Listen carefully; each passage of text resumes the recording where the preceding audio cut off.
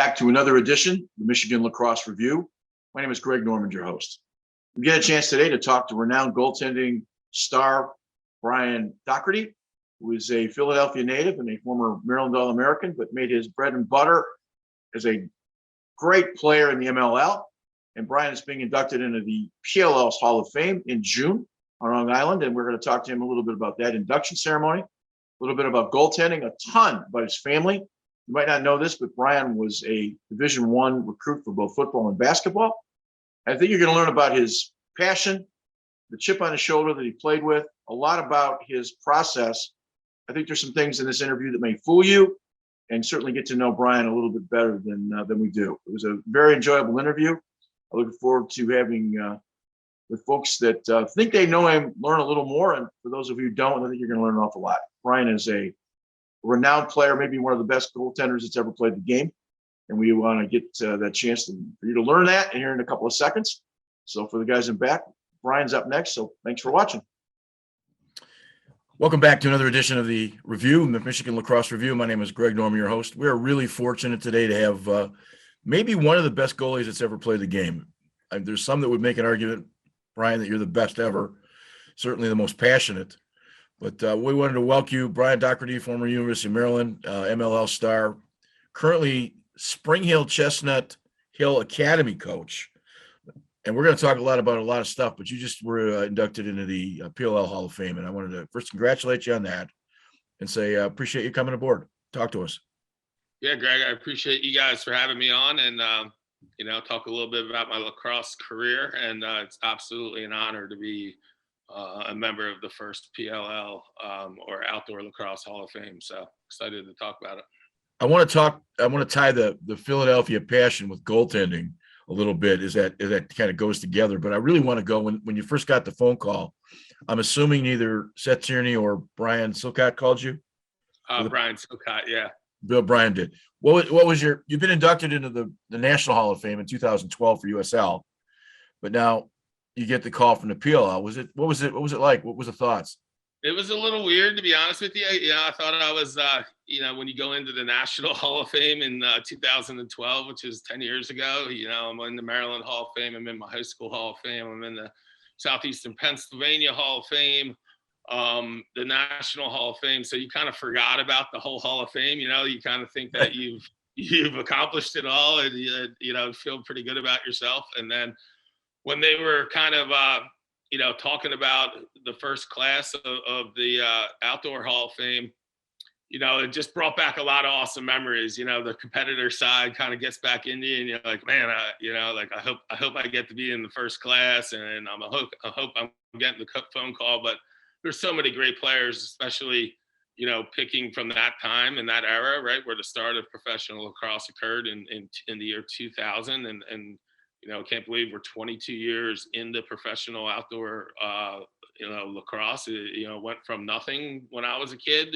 having no dreams or aspirations to get to the professional level, to now all these kids having, looking up on ESPN and I forget who they were with last year, NBC, and, being able to watch pro lacrosse on Sunday afternoons on network TV. I mean, that was mind blowing to me, and, kind of not something that I was, even remotely considering when I was in high school or middle school or growing up. So it was great. The competitive side came back. They do a great job with the social media. So you get a ton of the old highlights, and, like the product back then was, and now it's just so good, like some of these plays that these guys are making, and myself included, it's cool to relive all that and kind of look back on it. So I was absolutely honored that he called, and I'm not going to lie, I was a little bit excited too, because, like I said, the competitor comes out in you a little bit and you want to be part of that first class. Is there an actual ceremony coming up for this?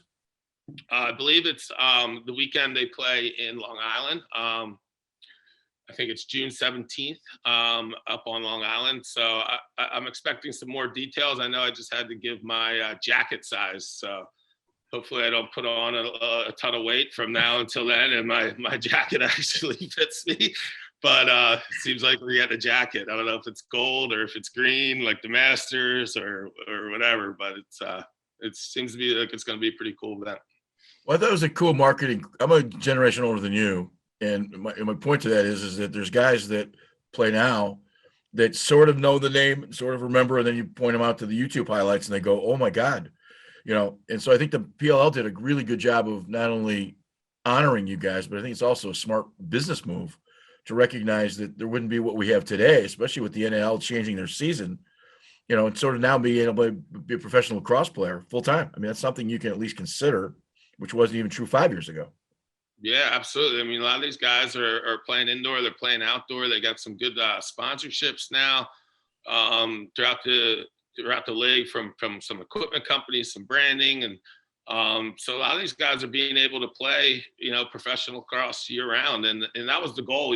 Us guys in 2000, we knew we weren't going to be millionaires, right? Like we knew that we weren't coming out there for the money, right? All of our money was basically going to the bar check at the end of the night, whatever city we were in. But the goal is we truly thought of ourselves as pioneers, right? People that are coming and setting the way for the future. And now the kind of future is here 22 years later, and guys are having the opportunity to go out there. So I know that's something that I considered and I kind of thought of that I was hoping to be a little unselfish and knowing that it wasn't going to benefit me a ton financially, but it was also going to help set the pave the way for the younger kids and giving them an opportunity. And it's kind of come full circle and into fruition. So it's pretty cool. Brian, would your style of goaltending work today? Absolutely. Not a doubt in my mind. My style of goaltending, I think, was a little revolutionary as far as, number one, I thought, I consider myself a pretty good athlete, and not that, in the 80s, there weren't too many, good athletes playing goalie, right? They were playing midi or doing whatever. There wasn't a good athlete back there that was able to kind of run around and roam the crease and pick off passes and start fast breaks. And then, actually saving the ball, I think I created a style of baiting players that, it kind of gets in people's heads. So, my philosophy was to kind of leave part of the cage open a little bit on purpose. And then right before you shoot, I was jumping to that side, but everything I did was kind of, it was for a reason. I wasn't just guessing. I wasn't just doing this. Everything I did had a reason, a rhyme and a reason. And I think that would transpire today. Do the guys shoot harder? Absolutely. But Jesse Hubbard shot pretty hard too. Jay Jalbert shot pretty hard too. Gary Gate, you had no idea where he was shooting, and it was hard. So I think my play would have definitely transpired into this new PLL. I asked the question because a lot of American goaltending techniques for lacrosse that came from hockey. And the reality to it is that some of the work that they're doing now, where, instead of using the U, they're starting to go more to a rectangle, be square to the ball, which is what you were doing at the time. And a lot of, just percentage-wise, hockey goaltending and goaltending for lacrosse are really now, at least scientifically, as they're proving, are apples and Ferraris. And you were always square to the ball. You were always moving. And that's a different style than maybe guys started with maybe 15, 20 years ago. It really was different what you did. So my question is, where did it come from? Just the speed of your hands? Yeah. So like I said, I always felt like I was a pretty good athlete in there. And, I was the littlest brother. So I had two older brothers, and they would tape me up in the goal in the basement and fire hockey pucks at me. So I kind of always had the, I guess, goalie mentality of being the little brother and having to go in the goal. But it really kind of stuck on me. I would think in the middle of high school, probably sophomore, junior year, where I was like, what the hardest part about playing goalie is not knowing where they're going to shoot, right? Like the shooter knows where he's going to shoot. He's got 7 options. He can go here, here, here, here, low, low, and 5-hole. There's 7, opportunities for him to shoot. And then I just started tinkering with, well, if I line up a certain way, that takes your 7 opportunities and turns it into 3, right? If I line up on the post, then you have to shoot in one of these 3 spots. With guys on their hands and guys running and chasing you, you don't have the time to really think, oh, is he baiting me? Is he kind of baiting me? Is this looks open? So I kind of threw that in there. And then I kind of also got the smart idea that most of the shooters, I would say 85% of the midfield shooters shoot across their body. which means when they're driving down the right alley, they're looking to shoot to the far side. Very few people kind of shoot to the near side. It's becoming more prevalent today, but back in the day, most people shot low and away, far and away. So coupling the fact that I'm giving you that side and that's where you're trained to shoot really gave me advantage of knowing where the guy was going to shoot. And it enabled me to move a half second earlier. And then being a lefty, I think really helped me a lot because I could cover that near side with my stick. So the thought process was to try to get to the backside and the far pipe with my body and kind of keep my stick on the near side just in case for those 1 in 10 chances that get brought near side. I could just use my athletic ability and not make a technique save, not step to the ball and do whatever, but make a reactionary save. So that's where it all started. And then I kind of, got with it and started doing it more and, be honest with you, try to perfect it the most I can. Did it work all the time? Absolutely not. But for me, it was a game, right? You can't do that once or twice, right? You either have to commit to it Right. or you don't commit to it because there's going to be times where you get beat. There's going to be times to where the shot's just too perfectly placed or they bring one near side. But over the long haul, right, over the whole course of the game, I felt that the advantages were going to go my way more than their way. And so it was something I tried to really commit to. Did you have coaches in those days that wanted to change the style because they wanted to stay traditional? No. That helps, right? Yeah, my coaches, kind of saw me and saw what I was doing and were like, dude, you just keep what you're doing. You know what I mean? Right. Like when you're making 65% and 70% Right. in high school, and then you go to college and you're making 63%, there wasn't a lot of guys messing with my technique. And, that was a great thing. I had a great goalie coach, Freddie Kramer, my freshman year at Maryland. And again, he helped me with the mindset and the mental side of things a lot, but not so much on the technique side. They kind of let me kind of go with that. You mentioned you're athletic. You can't watch a film of you play and not know that you're a good athlete, but you're also kind of a beefy guy. And I say that from the standpoint that we probably share the same physical structure.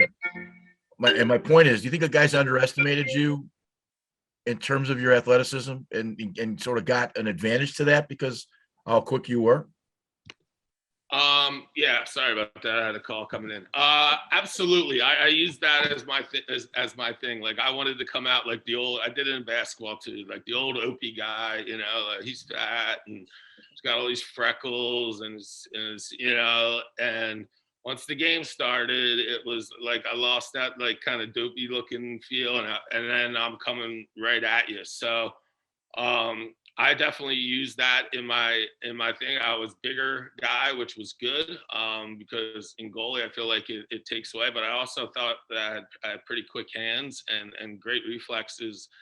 And, I really tried to perfect moving on my angles, right? Not moving straight to the ball, moving a little bit more on a 45 to a 30, actually more down to like a 32-degree angle is kind of where I wanted to be stepping and kind of doing stuff like that. So being big helped me out, but at the same time, I had offers to play Division I basketball. I could have played Division I football. I felt like I was a pretty good baseball player up until I had to make the decision of playing lacrosse or baseball. So, everything that all worked into my advantage. I played that role and almost kind of turned into a WWE guy with my own different personality during game times. All right, I got to back up for a second. Division I opportunities in both basketball and football. Do most people know that? I don't think so. My dad's a legendary basketball coach up here in Philly. He's won, I would say, 1,300 games.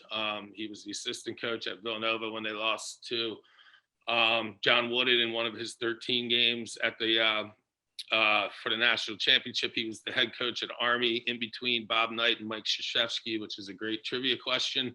So basketball is kind of in my blood. I was the kid that was coming out during halftime when I was 5 years old and draining like 25 3-pointers in a row. Like that was my life. I would leave school at 3:00 and I would go to the gym and I'd be in the gym from 3 to 7 to basketball practice ending. And I was just shooting and dribbling and doing everything. So, had an opportunity to do that. Football was, I had an opportunity to go to some of the Ivy Leagues and play football there. But, I think I was smart enough to realize that, I could shoot, I could pass, I could handle basketball, but defensively and athletically, I couldn't guard a lot of the guys that were playing Division I basketball. So, I think I was smart enough to realize that I was just, lacrosse was my best sport. To be honest, to this day, basketball is probably still my favorite sport. And that's kind of people are mind blown away about that too. No. What position? You guard? I was a point guard. Yeah. Okay. So point guard's got to think. I think point guard, quarterbacks, goaltenders. There's a thread between all three of those, right? Catchers, goaltenders, right? They're the quarterbacks on the team. They're the guys that see everything. So I was very used to being able to see the whole field, knowing everybody's responsibilities. That's another big job of a point guard, is knowing everybody's role, knowing when, but also understanding the flow of the game. Who's hot? Who needs the ball? Who's a little shook right now and needs a little pep talk? Who doesn't need the ball? What's the score? How much time's left? Or how much time's in the quarter? How can we close out the quarter with the ball in our possession? Like little things like that. How do we get a stop in the last 30 seconds, knowing that that's, those end the quarters, start of quarters are really big in momentum. So, I felt like I had a little bit of an advantage in, athletically. And it was just more about general sports IQ. Like I was around sports my whole life. I went to summer camp and played sports. I didn't go down the shore. I didn't surf. I didn't, lay on the beach. I went up to a camp in New Hampshire and played sports every day for 10 summers in a row. So for those who don't know, tell us, for those who in the audience don't know, tell us who your dad is. My dad is Dan Dougherty. Yeah. Like I talked a little bit about him. I guess most recently, 2006, he coached at Episcopal Academy up here. I was his assistant. And we had one of the top basketball teams in the country. We had Gerald Henderson and Wayne Ellington, 2 McDonald's All-Americans in this small little private school in the Interac. And we went around the country. We played Oak Hill. We played Montverde. We played Newman on live ESPN. And it was really just, an awesome time to be alive in 2006. Of all the cool things I've ever done as far as lacrosse and stuff, I think coaching that 2006 team with those two guys, like the number 4 recruit and the number 18 recruit in the country, back in the day when teams weren't stockpiling all these, these giant things, except for really Oak Hill. That was one of the better experiences I've ever had as in sports. I want to get back to high school and then go back to the Maryland thing. But the last question I want to ask you is, you've been quoted as, sort of using anger as a fuel to play, sort of that Philly mentality, a city where you snowball Santa Claus. It's a city that loves you or doesn't. And, it reflects in your attitude. It certainly reflects in the way you play. As you're explaining to me your background, I'm going to say, the smarts that go with it. You're just a real cerebral player and maybe don't get the credit for that. Is the anger real? Or is it just the fuel, or is it just a guys when you play against it? Because obviously you are one smart athlete, thinking athlete. Yeah. I mean, so me, it's not, I think anger is a little, maybe not the right word. It was more of a chip on my shoulder. Okay. I played with a chip on my shoulder at all times. And a lot of that is from Philadelphia. A lot of that is the blue collarness of what we think Philadelphia represents and in your city, and being tough, right? And being a basketball point guard in Philadelphia was a huge thing back in the day. It's like if you were a point guard from Philly, that's all you needed to say. Like if I was introducing myself, like, hey, I'm Brian Dougherty. I'm a point guard in Philly. And people knew right away that you were tough, like you were mentally tough. You were physically tough. I was competing at every single time. I was the kid that cried when we lost in gym class every single time. I wanted to win. And so for me, where that passion and chip comes from is just, trying to put Philadelphia lacrosse on the map in 1992. From 1988 to 92, we had some great players that preceded me: Gabby Rose, Billy Millers, Tony Resches, some of the great guys that paved the way.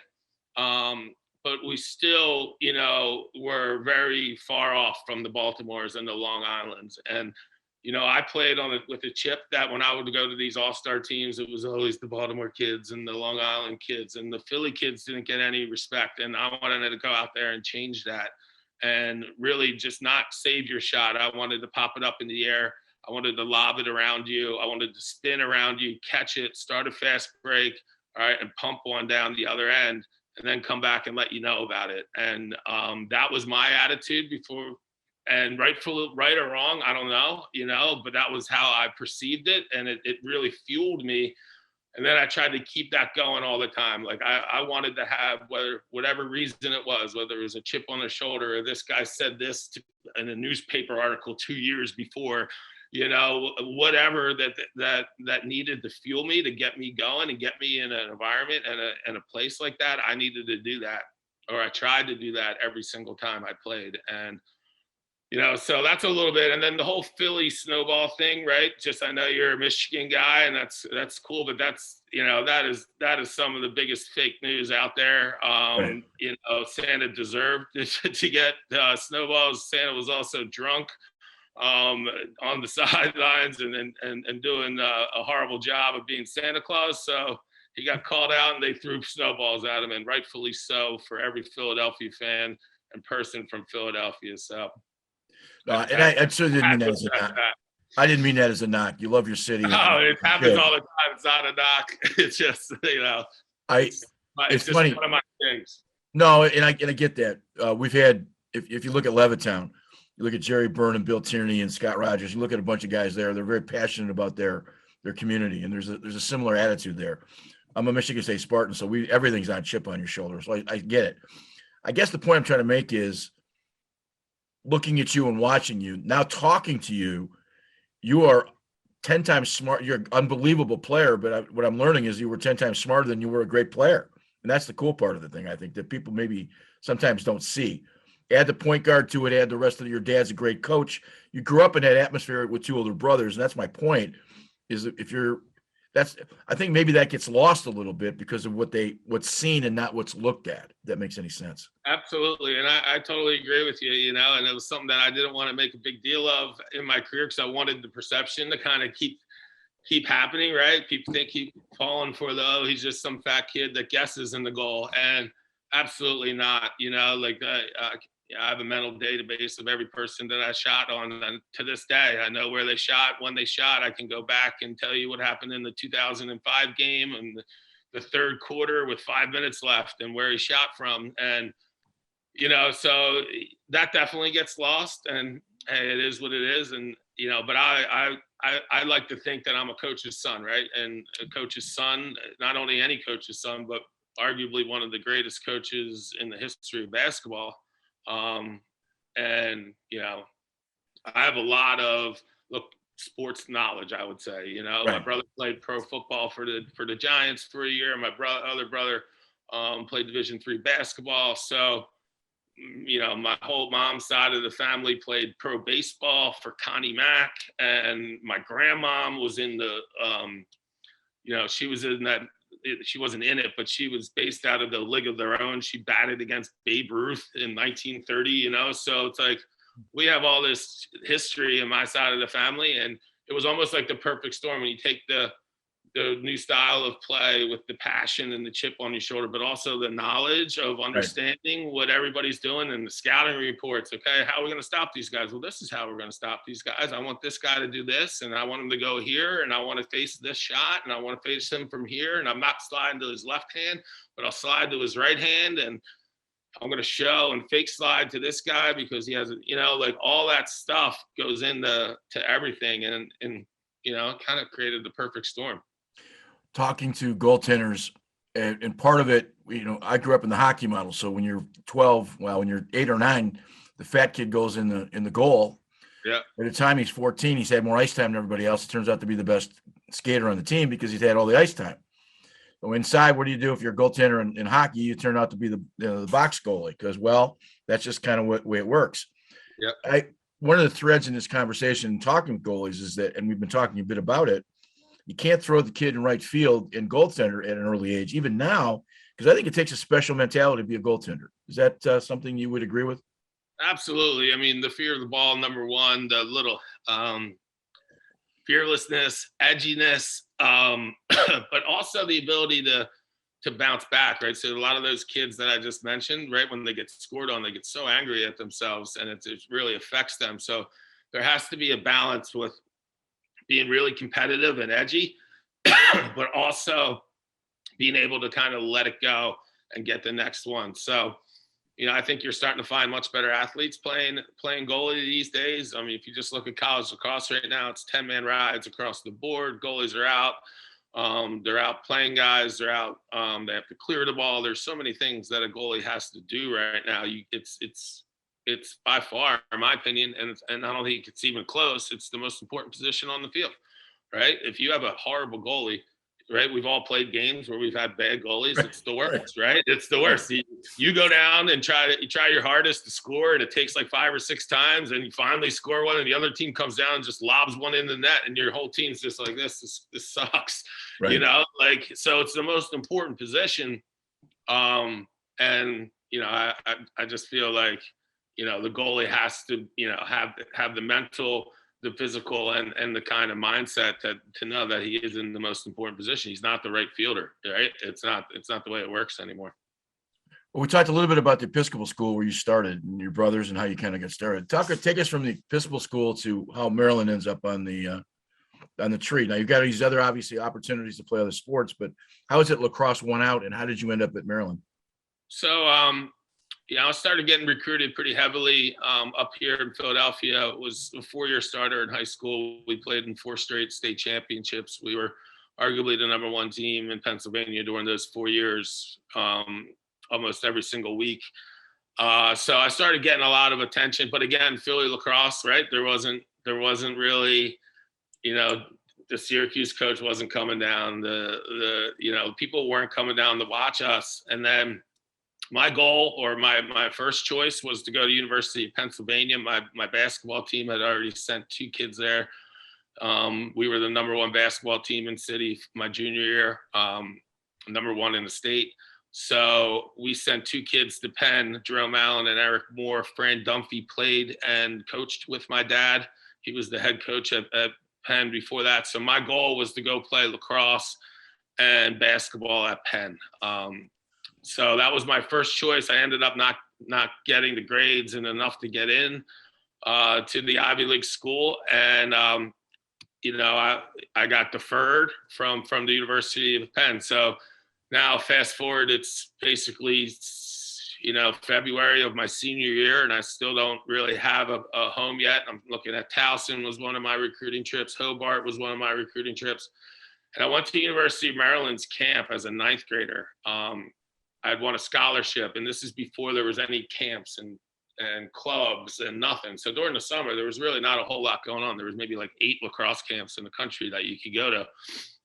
I won a scholarship. I went down to University of Maryland's camp as a 9th grader and completely dominated the camp. I didn't know anybody. I just kind of went down there because I could. I didn't have like a kid from my school. I had my own room. My dad had known Coach Adele because Coach Adele had coached Army the same time that my dad was the coach at Army for basketball. So he kind of took me under his wing a little bit there. And quite frankly, I went down there and dominated the camp as a 9th grader, protecting my style, against all the Baltimore kids, all the Long Island kids, doing stuff that nobody's really seen before. You fast forward, all of a sudden, senior year, Maryland is in need of a goalie. That relationship that happened 2 years before that, during the summer of my freshman year, comes into play. They call me up. I go down there. I watch Walt Williams and the Terps. Again, I'm a basketball guy, right? I go to a basketball game, Sunday afternoon basketball game with Dick Vitale, Maryland, Georgia Tech, Lethal Weapon 3 versus Walt Williams. Went down there on a Sunday afternoon ABC game and just fell in love with Maryland. And, for me, that was a huge thing. Towson, Hobart, all great schools. but I was really looking for the big school, big basketball, right? Maryland, Michigan State, very similar. You know, you get the football, the big time football. You got Florida State coming in on football weekends, but more importantly, I went to every basketball game at the University of Maryland for 5 years. I went to the scrimmages. Again, my dad knew Gary Williams, so I was friendly with Gary Williams when I went down there. So, you know, I was a basketball guy. So that's really how that happened. I went down. Coach Adele came up and offered me a home visit, which doesn't really happen anymore. And I signed on the dotted line that night, and was, you know, best decision I ever made. So here I am trying to go to Penn and play 2 sports, and not the best student in the world. And God knows how that would have ended up, right? Right. Being in an Ivy League school, academically #1, and then trying to play 2 sports, you know, at the same time. And I was all bummed out thinking that this is, you know, but, you know, whether it's God or fate or whatever, you know, my path, you know, changed dramatically by going to the University of Maryland, and look where we are now. You know, it comes out, had a great career there, and I wouldn't change my experience for the world. You started as a freshman? At Maryland, I started the ACC championship game, which is about the 8th game of the year. Yep. They put me in. I was going to redshirt as a freshman, but I was practicing and doing really well in practice. And I could see that the coaches were having kind of a hard time keeping me, you know, I was chomping at the bit. I was 19. I was like, yeah, I want a red shirt, but I'm also think I'm better, and I think I can help the team. And then they threw me in the 4th quarter of the ACC championship game.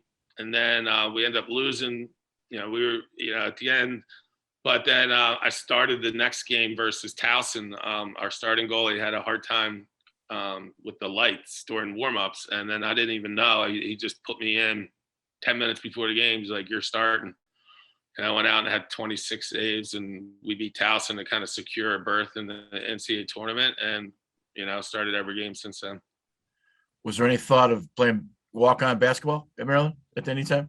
Yes, my 5th year. I talked to Gary quite a lot about it, and it was a dream of mine to do something like that. At the end of the day, I chose being a college student my 5th year and having a little fun versus trying to get back into shape and play ACC basketball.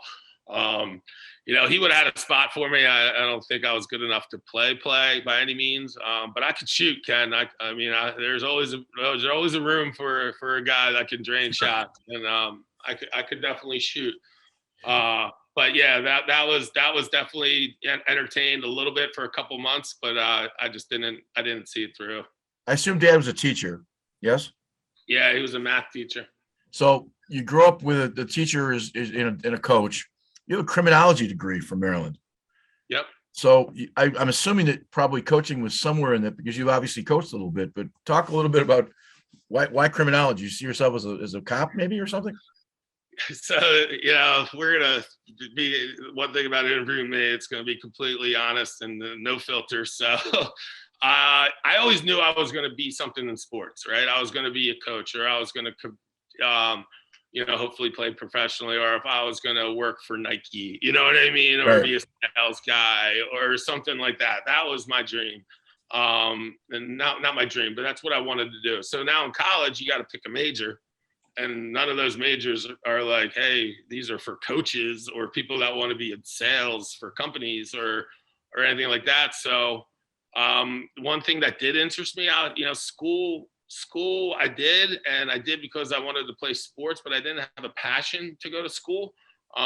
Criminology was something that interests me. I liked, you know, I had, you know, being an FBI agent, and James Bond was like, you know, I thought that was pretty cool, you know, like I wanted to be that guy until, you know, you go down freshman year and you do a ride along with the Prince George's Police Department at 8 o'clock till 2 o'clock in the morning. And you see some of the craziest things I've ever seen. And, you know, after that, I was like, oh, I'm not going to be a cop and I'm not going to be the FBI, but I'm going to stay with criminology because, you know, it interests me. It's going to get me going to classes. It wasn't the most difficult major between me, you, and however many thousands of people that are going to listen to this. And it's going to enable me to kind of, you know, play sports and do my passion. And the 3 brothers, where did you fit academically? Probably my brother Dan was an econ major at Wake Forest, so he was a pretty good student. My brother Mike and I, again, we weren't horrible students, but we weren't setting the world on fire. So I was probably third to a low second. Okay. Obviously, great success at Maryland. Two-time goalie of the year, All-American. You led them to, I think, 95 and 96. 95, we went to the national championship, lost to Syracuse 13-9. And then senior year, we were ranked number 1 most of the year. And then we got upset by Hopkins in the quarterfinals. To this day, a game I really want to have back. But yeah, obviously happy to be at Terrapin. They were in town here on this past Saturday. We had a chance to work the sidelines for the Michigan Maryland game, and I've seen a lot of lacrosse teams, but man, this one's special. He's doing stuff with back screens that we incorporated some of the stuff that he did Saturday into some of what I'm doing this week for our offense. Tillman's is brilliant. He really is. And I don't think I've seen a better college team in probably 20 years. They're just phenomenal this year. Yeah, they're really good. I got a chance to watch their Loyola game. I catch most of their games on TV. I talk to Coach Tills once or twice a week. Just going over some things. He's a great guy. He listens to the alumni. He's a friend of mine. Obviously picks my brain a little bit about the goalie and, some things that he can do. Help out recruiting this area as best as I can also. So, Coach Tills is the total package, right? He's a phenomenal recruiter. He's a great coach. He's a great motivator.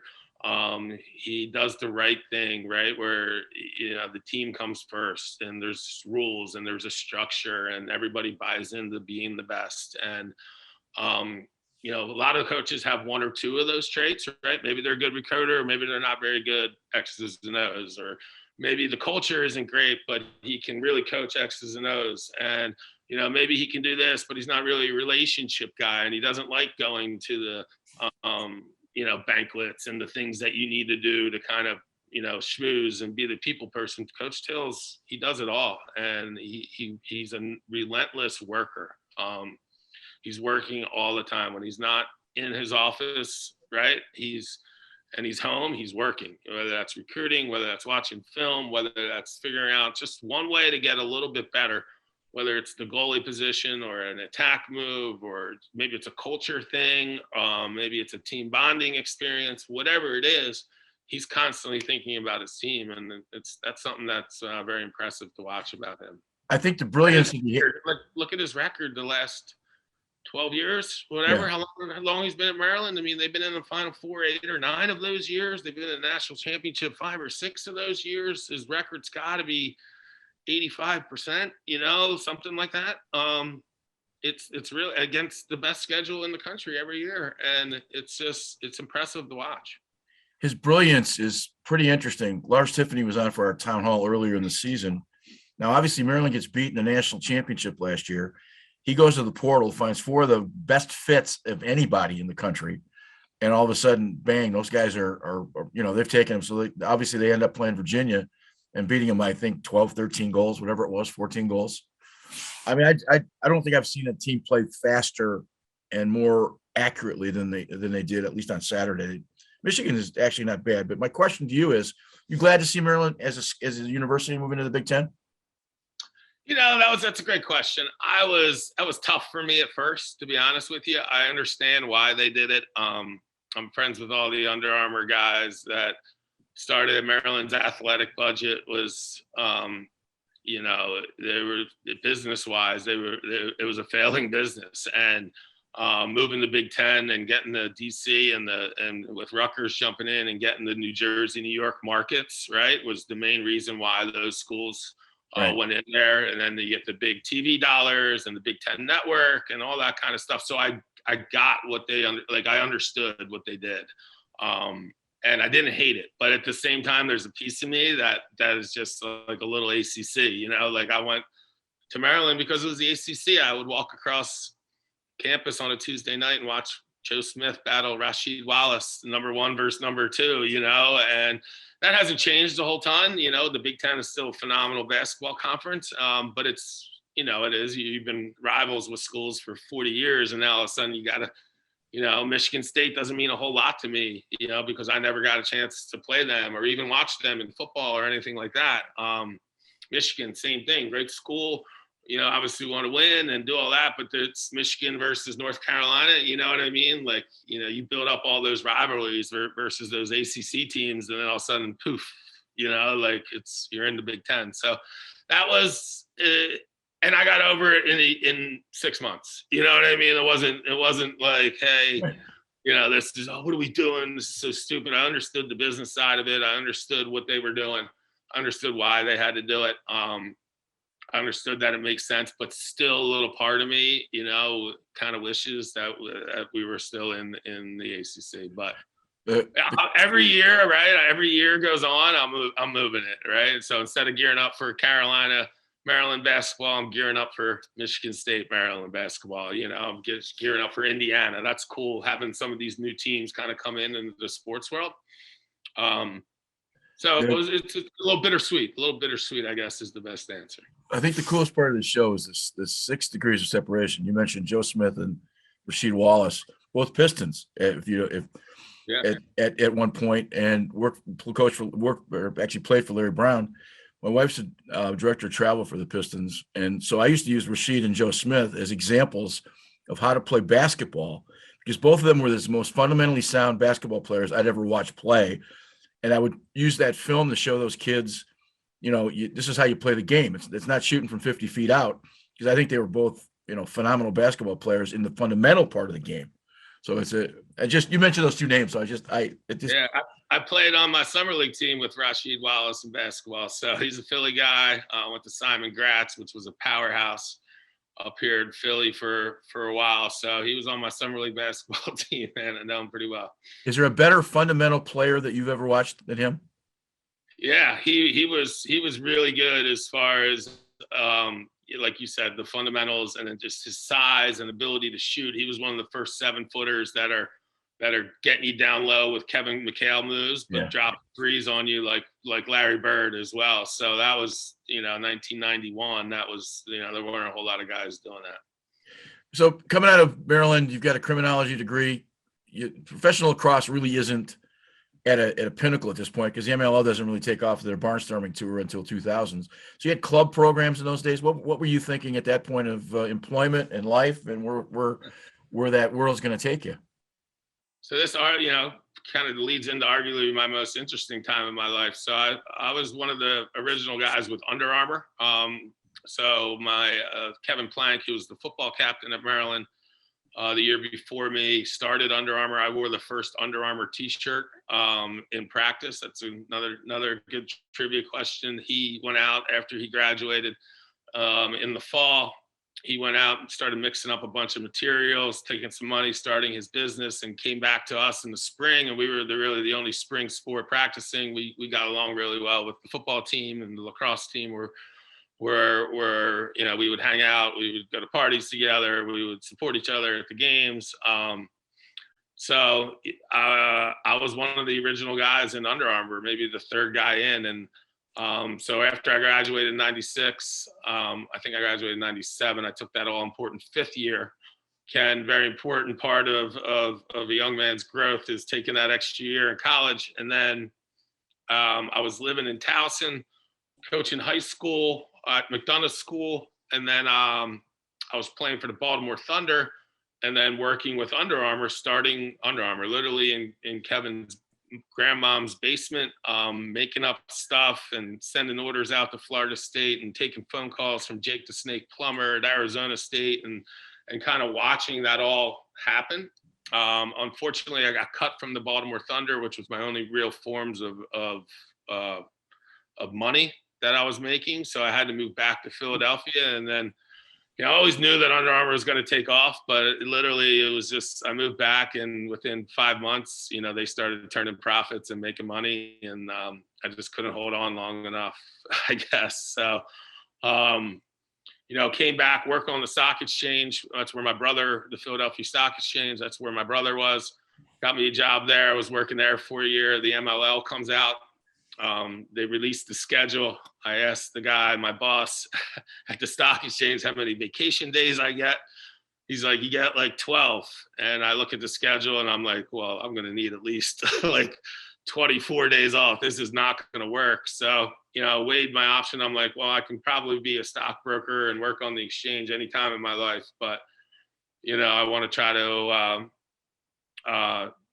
take this lacrosse thing and be a pioneer and start the pro lacrosse. So I signed a deal with STX, worked with them, played pro lacrosse, and then tried to make lacrosse my living through running camps. And we call it the hustle, right? Hustling out there, running your camps and doing some private lessons and playing lacrosse and doing well with that. So your name gets bigger. So you get more private lessons, more camps and all that kind of stuff. So, the first 6 years of the league, I was kind of doing that.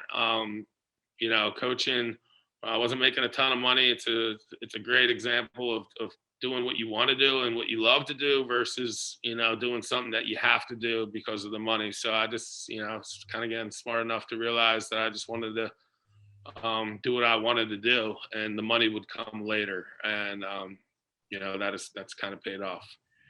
I want to talk specifically about your rewards, but was the 2006 defense on the barrage, was that the best defense ever put together?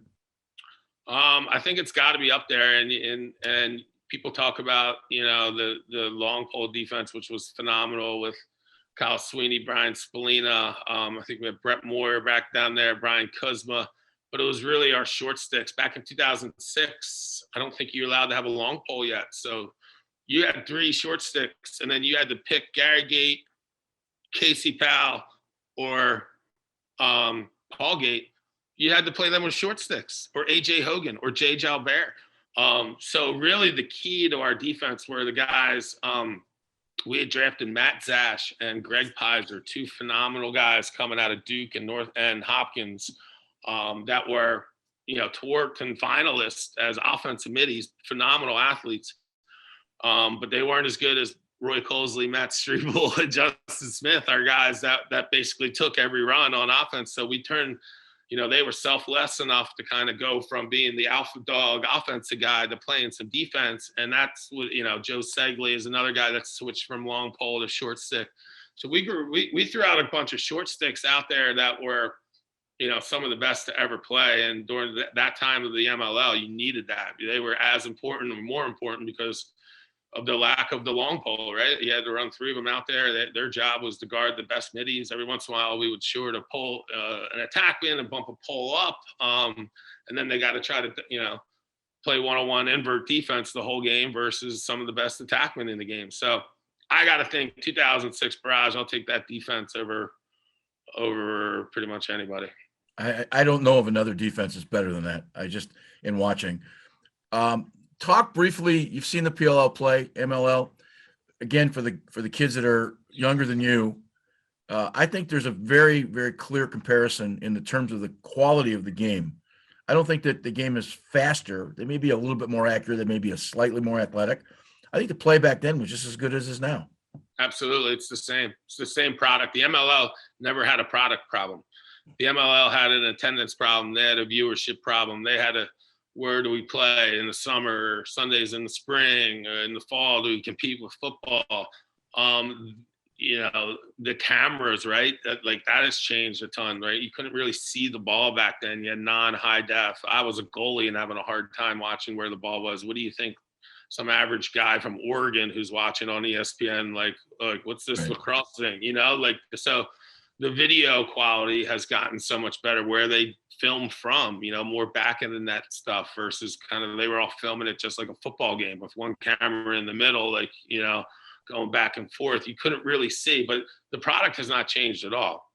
The product is phenomenal. Pro lacrosse, the product is unbelievable. If you take any sports guy in the country, maybe that hasn't even heard of lacrosse, and you put on and they'll realize how awesome these athletes are and some of the things that they're doing. One-handed flips, pick and roll games, no look passes, goalies making ridiculous saves, taking 108-mile-an-hour shots off their kneecaps, defensemen coming in with just vicious hammers, body checks.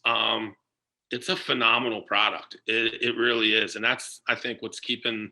But it hasn't changed. The PLL and the MLL, yes, you're right. Some of the guys are a little bit bigger, a little bit faster, maybe a little bit more accurate, but it really hasn't changed much. do you think in your mind that your reputation as a goaltender, you were a multiple MLL, you won, all kinds of awards and you won some titles. Did your reputation get better nationally? Did you feel like you had more recognition after you played pro, maybe versus high school? Absolutely. You're on TV. Like when we started playing pro lacrosse, that was the cool part about it. And all of a sudden, we would play these club lacrosse games, which were phenomenal. Toyota Mount Washington, at Mount Washington, there was 1,500 people there lining the sidelines, in a little grass field that holds like 500. It was great. But no one else saw it, right? No one else saw what you're doing. So, one of the big things that the MLL did was partner with ESPN. Now all of a sudden you're driving, and now, my buddies that I'm hanging out at the bar with are watching me play, and then I see them again next week. They're like, yo, dude, I was watching you on ESPN. That's amazing. And then, with the hustle business, right? Now you can go out to Oregon, Colorado, and Michigan and do some camps because now people know who you are and they've seen you on TV and they've seen the product. So yeah, it's, I think it was a no-brainer as far as helping your reputation. I've never really asked this question, but it dawns on me to ask you. Was there ever a point in your career when you recognized that this was different, this was special, this was, oh my God. I mean, I understand it's a smaller audience than probably almost anything than football, basketball. But was there a point and I say that because I'm a high school coach with a computer interviewing Lars Tiffany, Bill Tierney, obviously you, and it's a small world because you can call up guys and ask, and that's really cool. But was there a point for you where it was like, oh my God, I really am playing professional lacrosse, or I'm just people more than guys in Philly know who I am? Was ever a point for you?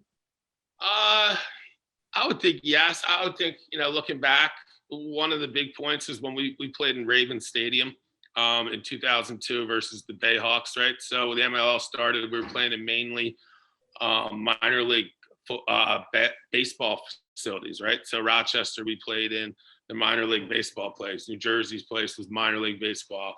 Connecticut's place, the Barrage, was minor league baseball. All of a sudden, Baltimore was Hopkins, which, it didn't feel very professional. You know what I mean? Like it did. It was definitely a step up, but there's also grass coming off the pitcher's mound and trains running through the stadium, like at Bridgeport. And, but the first time I played in Raven Stadium and the Jumbotron was working and all of a sudden I'm looking back up and I can see that was the first time any of that stuff happened. We never played in pro stadiums, so I think that moment was really the moment where I was like, wow. I mean, now granted, there was only 2,000 people in Raven Stadium that held 68,500 people. And, that part was weird, but the whole locker rooms, right? The Jumbotron, all those things are big and making you feel like a professional athlete or a high-end athlete, right? If I go and get dressed in the corner of the field in front of everybody, that's not nearly as cool as going to Invesco Field, right, out in Denver and playing in Mile High Stadium in front of 30,000 people at the July 4th game in a locker room that's 10 times the size of any locker room I've ever been in, and just little things like that kind of made you.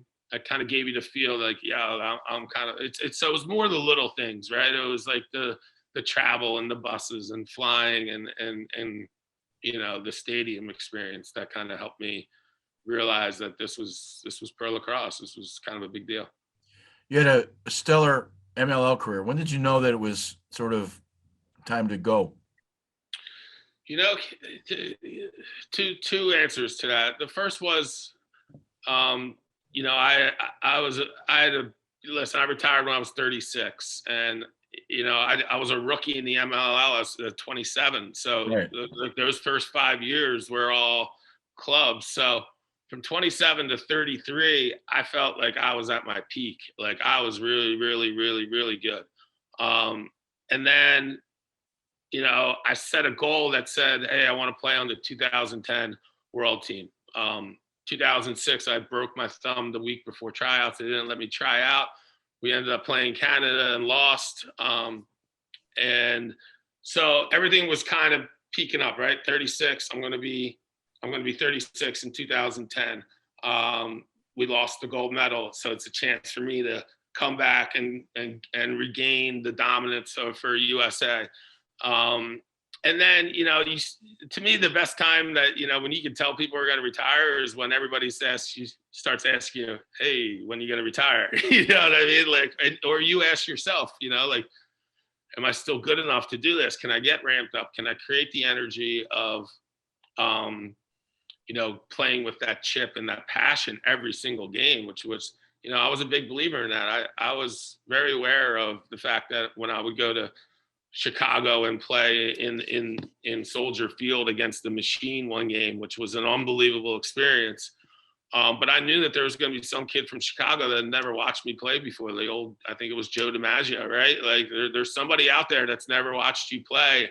And I was aware of that. And I wanted to bring it every single game. So, that grows a little tiresome and hard to do to emotionally get up to play. So I set that as my goal probably when I was 34, 2008 or so, that this is, hey, how am I going to go out? This is how I want to go out. And I ended up making the team. I was the starter in 2010. We beat Canada in England to regain the gold medal. My parents and my daughter at the time was 2 years old. My wife was over there.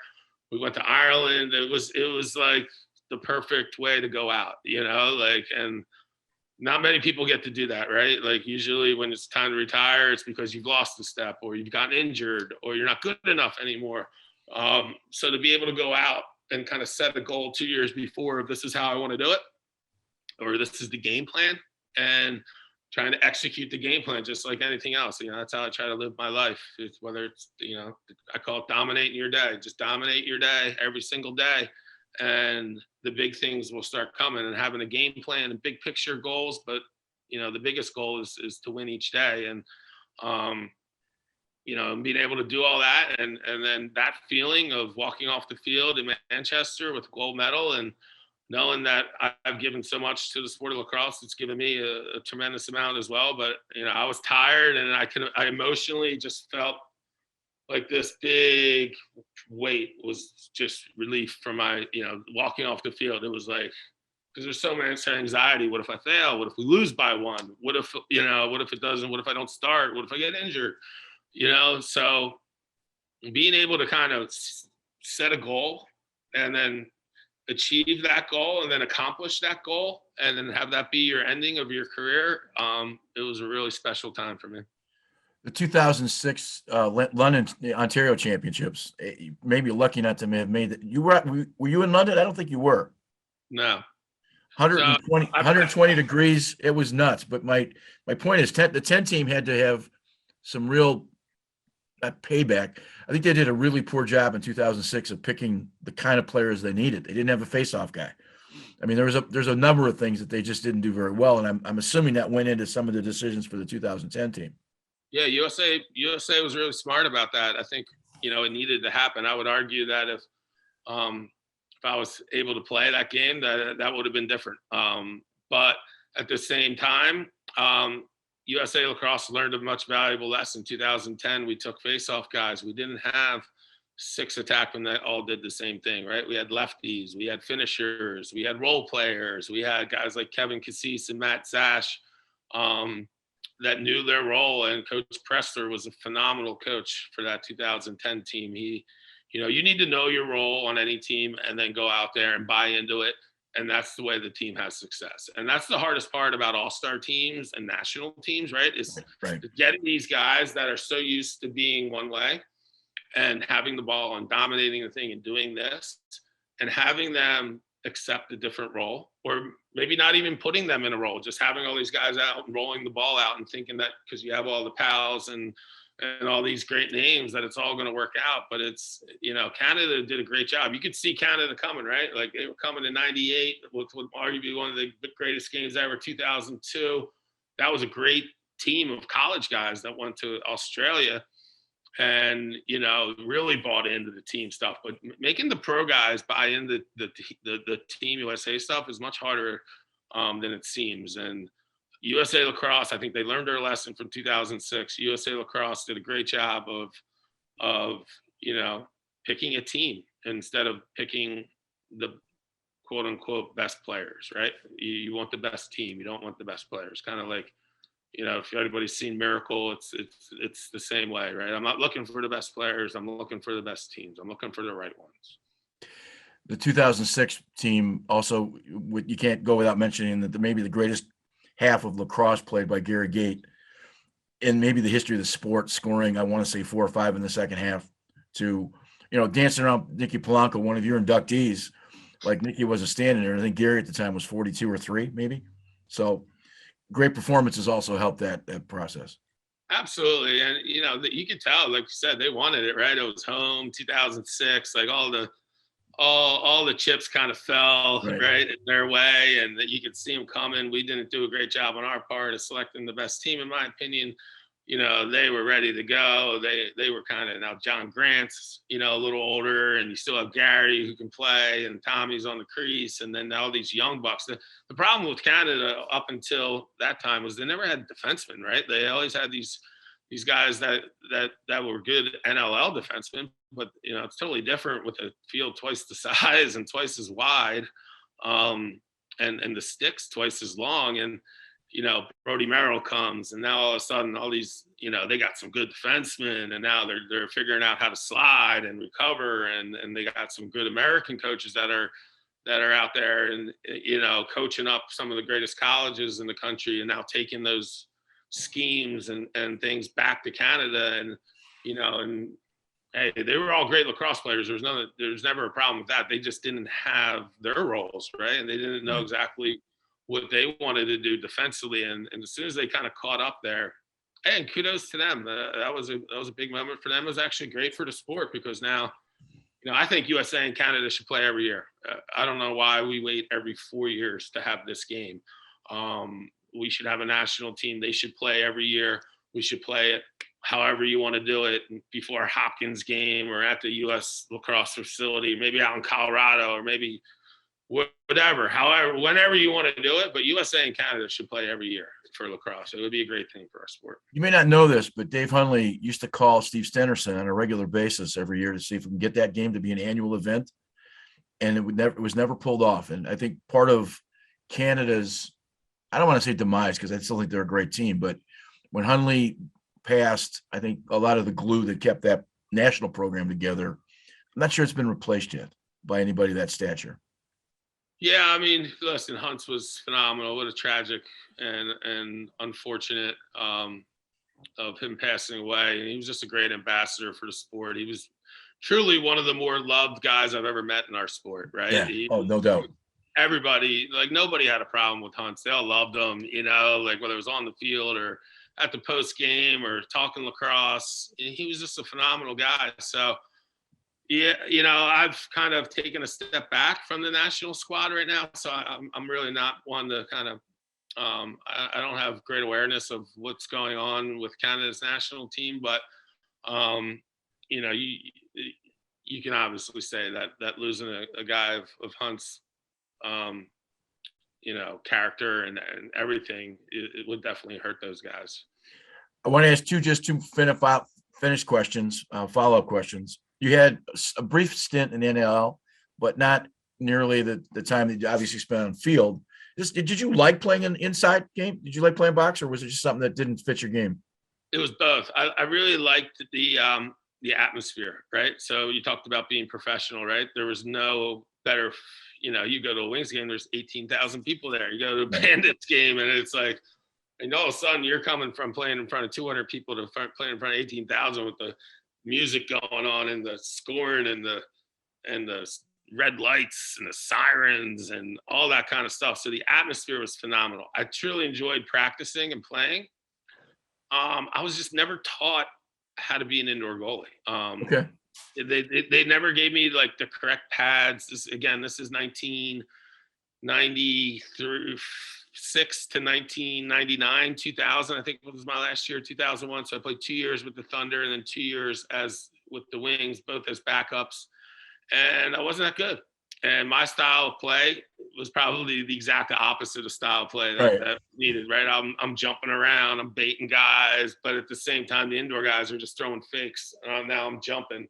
Now the whole goal is wide open. So, I had just a hard time figuring that out. I didn't have I wasn't very good, to be honest with you. I was okay. I could see the ball, but I didn't have any technique. I didn't really know what I was doing in there. I was trying to wing it, and it just, what I was used to doing to be successful was the complete opposite of what you needed to be successful in the NFL. So last question, is coaching then now the future for you? Absolutely. So I coach at Springside Chestnut Hill Academy up here in Philadelphia. It's a high school in the prestigious Interac. We actually have a game against Loyola Academy coming up from Michigan. They're traveling out our way next week. So I have a 10-year-old son that goes to Springside Chestnut Hill. I have a 13-year-old daughter. I'm more of a family man right now.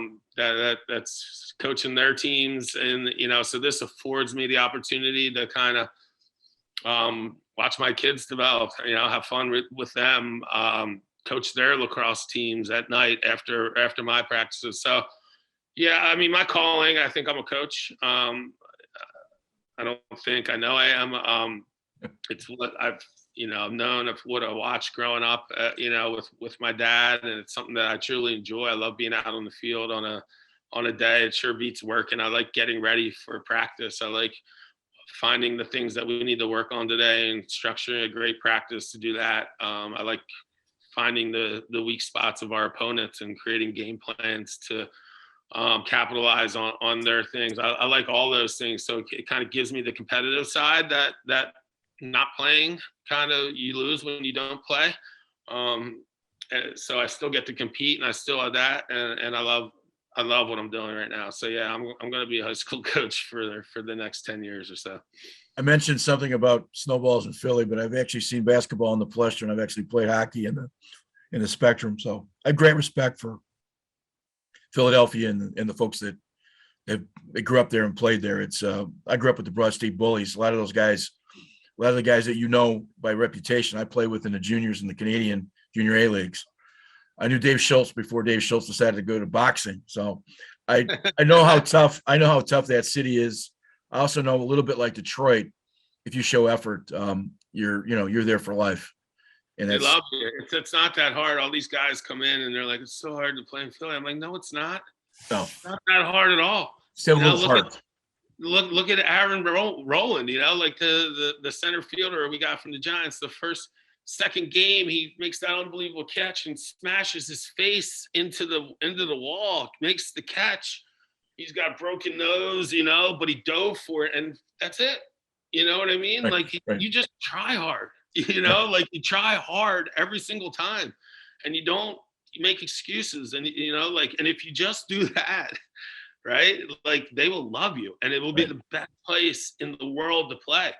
But if you come off as some prima donna and making excuses, let's just use Ben Simmons, for example, like what is that? What is he doing out there? Like, and we're not going to fall for that. We're not going to have people from Philly and Detroit, and there's many other cities that are there that I'm not mentioning. They just don't have the time for that. All right, I'm paying $190 a ticket. I got my 3 kids with me. I'm getting soda and beers and hot dogs. I'm spending $700 a night, and you don't shoot, right? And then all of a sudden you're not going to practice, or you're not, Ricky Waters going over the middle and not catching the ball and then coming off and saying for who, for what, like, what do you mean for who, for what, for yourself, for your city, for your team, like these are all things that just boggle Philadelphia's mind, but at the same time, little guys like Brian Dawkins, right, and